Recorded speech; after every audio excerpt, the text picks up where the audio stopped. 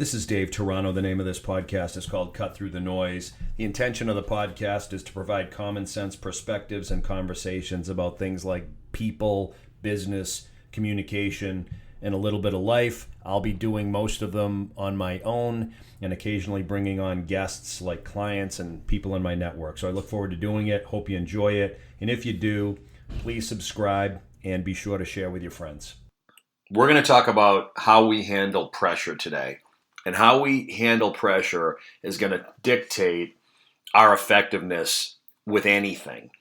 There's nobody out there that hasn't felt pressure or stress at some time in their life. I'm sure there's plenty of people out there that feel it every single day, and there's other people that feel it maybe a little bit less. But how we deal with it is going to determine how effective and successful we are at anything. So we're going to talk a little bit about what some of the things that might cause us to feel pressure or stress, how we may react to it, and some more effective ways to respond to it going forward. So there are a number of things that can cause us to feel it inside and outside of work. But when you're leading and managing other people, you better get this in check, because that entire team is watching you. That entire team is using you as a blueprint and using you as their example for how to effectively react or respond when they feel pressure or stress. Anything we do is what we make it okay for them to do. So when we feel stress, generally it happens it could be a number of reasons. I've written down a few just to kind of guide me into the conversation, but it's usually when we feel blindsided by something, or we overcommit to something, or we're too agreeable when we really want to say one thing, but we've agreed to something else. And again, it leads to that overcommitment.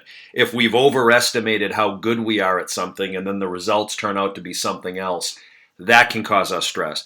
People quitting on us, people being angry at us, clients, going somewhere else. All of these things, an argument at home, anything like that can cause an average person to start to feel pressure or stress, worrying about losing your job, worrying about if the boss is mad at you, worrying about getting, fired, whatever.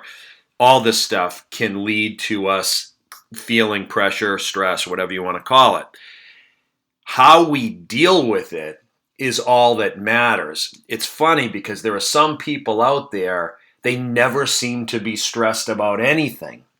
We're going to be talking about reasons that is. But you look at, professional athletes are the easiest examples to look at, where you see some people, the last thing they want is the ball in a critical situation, if you're saying playing basketball. But Larry Bird always wanted the ball. Michael Jordan always wanted the ball. You see quarterbacks in the NFL panic in crunch time. But Tom Brady always wants that ball at crunch time. So there's reasons why that is. And Larry Bird and Tom Brady, to look at them, not the most impressive figures out there, not the most athletic, not the tallest, not the strongest, not the fastest. But for some reason, in the most critical situations, they're at ease and they're comfortable. Why is that? Well, we'll talk about it. But before we get into that, let's talk about ways that, or more challenging reactions to stress and things that can really, really get us in trouble. And when we react to stress, if we're in a situation where we're reacting to it, we're not in control of ourselves, and we're telling everybody else we're not in control. But there's two ways in which we really need to look at ourselves if we're reacting in these two ways. One is, if we react volatilely, that's a problem. If we have an emotional, volatile reaction to stress or pressure, that's one problem. And then the opposite to that is when we bury our heads in the sand and act like nothing's wrong. That's a problem. Think about the work that I do today with all of my clients, whether it's the people I coach one-to-one or the teams that I coach. One of the more common issues that I deal with anybody is this: how they act when, or how they behave when pressure hits them. Do they react with emotion and volatility, or do they hide from it? And I think back to when I was a kid growing up, that was my life. Life at home was either completely consumed with tension and volatility, or hiding and pretending nothing was wrong. It was one or the other. We never talked about anything, so nothing ever got resolved. And when that happens, there's two major things that are gonna set in. One is resentment. When things don't get resolved because we don't know how to deal with stress or pressure, resentment sets in. From everyone else around us starts to resent the chaos. And if we bury our head in the sand, resentment sets in there as well, because everyone else is saying, what are we hiding from? Why are we pretending this isn't a problem? And then if resentment sits too long, apathy sets in and people start not caring. So these are the things we've got to deal with. These are the things that can happen in a home, and these are things that are going to happen at an office. It's the same stuff. What we don't want to do is emotionally react, and we don't want to hide. We got to somehow find balance in the middle so that we don't lose our teams.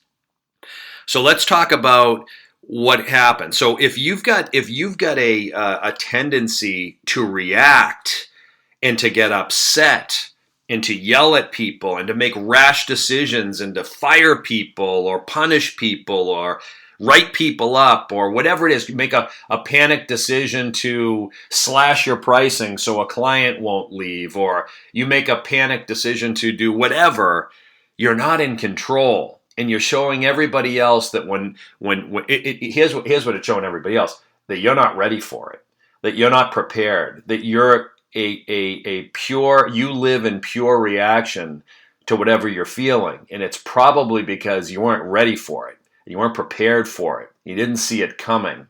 Or you made an emotional decision to please, or you overcommitted. And that's what causes this to happen. It's not a good example to set.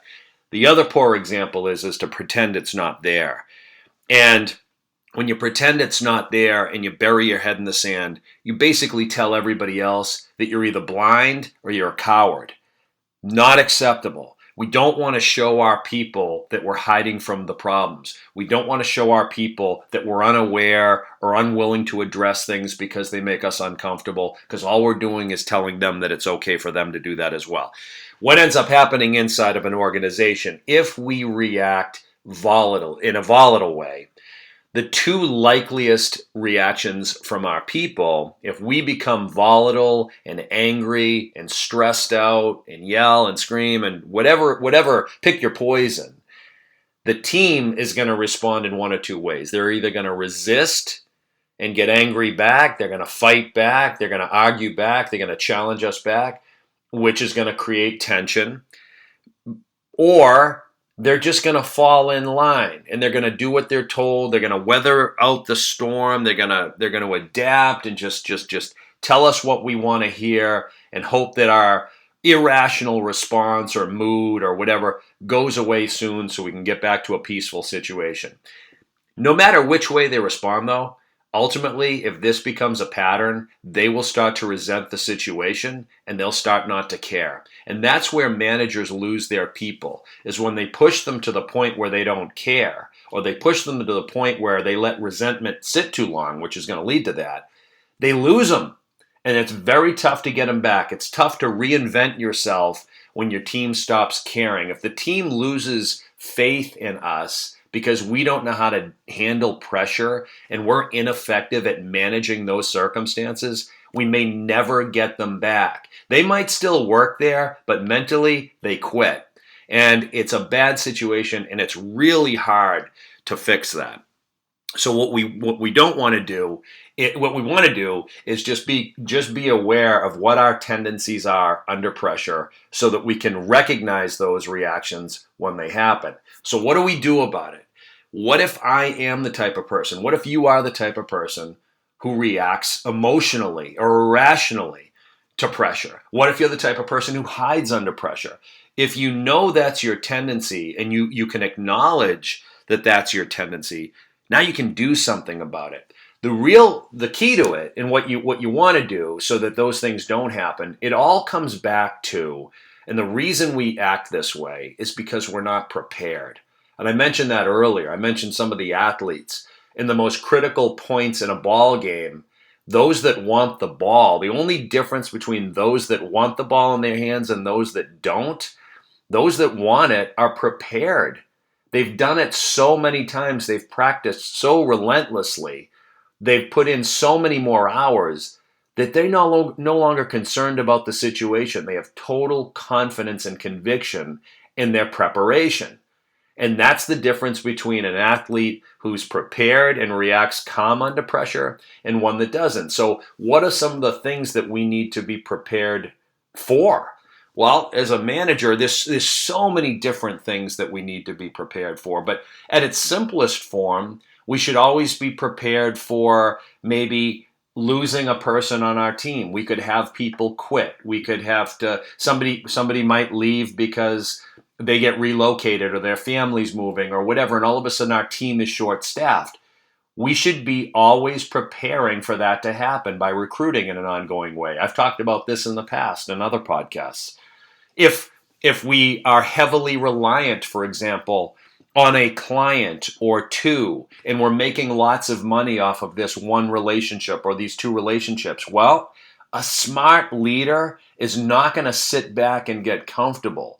They know that by losing one of these, it could jeopardize an entire book of business, an entire company. It could really impact their ability to pay people and retain their staffs. So what do they prepare for? They prepare for that. They prepare to find new clients. They prepare to add to their stable of clients. So in the event that one goes away, they're okay with that. They can withstand the loss of a client. They can withstand the loss of an employee because they're ready for it. They know that it's likely. If having a difficult conversation with somebody makes us uncomfortable and causes us stress or pressure, well, we can prepare on how to have them. We should know that it's okay. You know what? We're going to have difficult conversations with our people from time to time. It could be at home. It could be at work. Just know these things happen. It's normal. I'm not going to pretend like they're not going to happen, because if you pretend like they're not going to happen, when something uncomfortable comes up, you're going to feel pressure and stress, and you'll either react or avoid. So what can we do in advance to prepare for it? Those are just a couple of examples. Pressure and stress are a direct response to lack of preparation, overcommitment, a delusional perception of how good we are, being surprised by something. That's where it comes from, because we're not ready for it. We didn't see it coming. And then boom, this is our raw reaction to it. So what we want to do going forward is take a hard look at your day-to-day. What are some of the things? Take notes. If something causes you stress, write it down. Spend a week or two, write these things down. What are the most common things that cause you to feel the stress? What are they? Write them down. And then what is your reaction? Do you lean toward emotional, irrational, illogical responses? Is that your reaction? Or are you the type of person that's going to bury your head in the sand? Is that your reaction? In either case, you need to be aware that that's what's happening. Once you're aware that's what's happening, that's when you can do something about it. And that's when you must do something about it. Not doing something about it will ruin your company. It will destroy your credibility with your team. They'll stop listening to you and they'll stop caring. And that's the worst place to be. So build a culture, build yourself to be somebody who's prepared, show your team how to prepare, so that when these things happen, when things go down the path of stress or pressure, or you're in crunch time, or you have to move quickly on something, you can do so with a regulated heartbeat, breathing easy, and cool and calm in those situations. That's what you want to be. So give that a shot. Let me know what your results are. I got to say, I've received a number of emails and texts over the last couple of weeks from people in my network that have listened to some of these podcasts and applied some of the feedback, specifically the one that I released last week on just helping people solve their own problems. That to me is awesome. I love the fact that you're getting some value out of it. I love to hear the feedback and the success stories. So keep them coming, and we'll catch up next week. Thanks.